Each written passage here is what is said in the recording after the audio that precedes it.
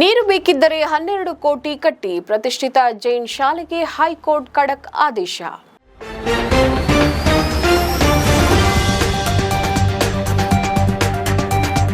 ನಗರದ ಪ್ರತಿಷ್ಠಿತ ಶಿಕ್ಷಣ ಸಂಸ್ಥೆಗಳಲ್ಲಿ ಒಂದಾದ ಜೈನ್ ಇಂಟರ್ನ್ಯಾಷನಲ್ ರೆಸಿಡೆನ್ಷಿಯಲ್ ಶಾಲೆಗೆ ಕರ್ನಾಟಕ ಹೈಕೋರ್ಟ್ ಭಾರೀ ಆಘಾತವನ್ನ ನೀಡಿದೆ.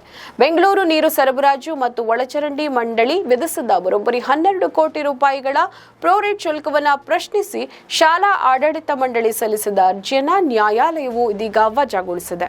ಈ ಮೂಲಕ ಜಲಮಂಡಳಿಯ ನೋಟಿಸ್ ಅನ್ನು ಎತ್ತಿ ಹಿಡಿದಿರುವ ನ್ಯಾಯಾಲಯವು ನಿಯಮದ ಅನ್ವಯ ಶುಲ್ಕ ಪಾವತಿಸುವುದು ಅನಿವಾರ್ಯ ಅಂತ ಸ್ಪಷ್ಟಪಡಿಸಿದೆ. ಶಾಲಾ ಆಡಳಿತ ಮಂಡಳಿಯ ವಾದಗಳನ್ನು ತಿರಸ್ಕರಿಸುವ ನ್ಯಾಯಮೂರ್ತಿ ಸೂರಜ್ ಗೋವಿಂದರಾಜ್ ಅವರಿದ್ದ ಏಕಸದಸ್ಯ ಪೀಠವು ಬೃಹತ್ ಮೊತ್ತದ ಶುಲ್ಕ ಪಾವತಿಗೆ ಆದೇಶವನ್ನ ಕೊಟ್ಟಿದೆ. ಈ ತೀರ್ಪು ಬಾಕಿ ಉಳಿದಿರುವ ನೀರಿನ ಶುಲ್ಕ ವಸೂಲಾತಿಗೆ ಜಲಮಂಡಳಿಗೆ ದೊಡ್ಡ ಅಸ್ತ್ರವಾಗಿ ಪರಿಣಮಿಸಿದೆ. ಕನಕಪುರ ರಸ್ತೆಯಲ್ಲಿರುವ ಜೈನ್ ಇಂಟರ್ನ್ಯಾಷನಲ್ ರೆಸಿಡೆನ್ಷಿಯಲ್ ಶಾಲೆಯ ಆವರಣದಲ್ಲಿ ಅಂತರ್ಜಲ ಮಟ್ಟ ಕುಸಿದು ಕೊಳವೆ ಬಾವಿಯ ನೀರು ಕುಡಿಯಲು ಯೋಗ್ಯವಾಗಿರಲಿಲ್ಲ. ಹೀಗಾಗಿ ವಿದ್ಯಾರ್ಥಿಗಳು ಮತ್ತು ಸಿಬ್ಬಂದಿಯ ಹಿತದೃಷ್ಟಿಯಿಂದ ಕಾವೇರಿ ನೀರಿಗಾಗಿ ಶಾಲೆಯು ಜಲಮಂಡಳಿಯ ಮೊರೆ ಹೋಗಿತ್ತು.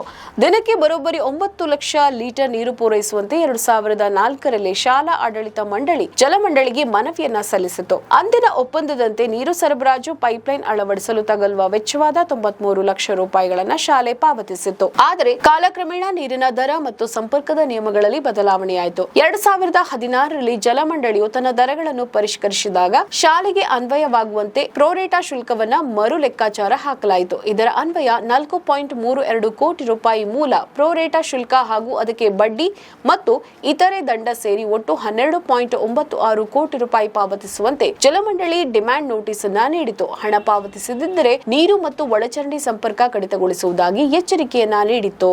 ನಮ್ಮ ಈ ವಿಡಿಯೋ ನಿಮಗೆ ಇಷ್ಟ ಆದಲ್ಲಿ ಲೈಕ್ ಮಾಡಿ, ಶೇರ್ ಮಾಡಿ, ಕಮೆಂಟ್ ಮಾಡಿ ಮತ್ತೆ ಸಬ್ಸ್ಕ್ರೈಬ್ ಮಾಡಿ.